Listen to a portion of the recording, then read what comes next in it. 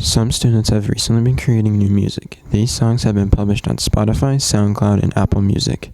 3 or 4 years ago, I was at my friend Aiden's house, and he showed me this song he made on his computer. It was just a stupid song. I think it was called "The Earth Is Round."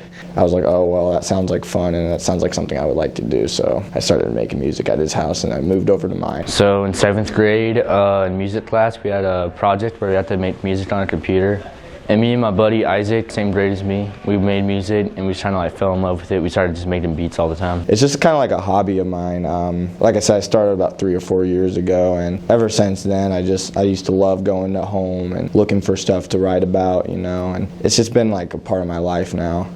Usually I open up the software if I have an idea. I'll get some chords, some synths, something. I'll add drums and just add on from there. And writing lyrics that make sense or have meaning to them is kind of a long process too.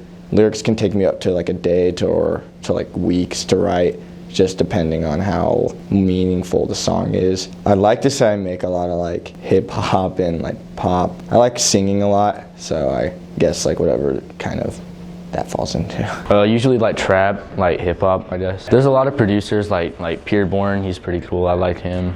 The person who inspired me to make music, or my inspiration is probably Joji. I love listening to his music, and it kind of just inspired me to go write more singing songs. I like making music because you just got the freedom. If you like the sound but you can't find anything like it, you just make it yourself. I feel like a lot of people know me from making music. A lot of people call me by my name, Mookie, in the hallways and stuff, and people walk up to me when I make a song or drop a song, and they're like, oh, it's so good, it's so good. And it's kind of fun and nice to hear that people know me for that.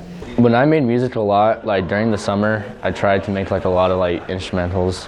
So sometimes instead of hanging out, I'd maybe have a friend or two over that also make music, and we'd just work on music, and that was it.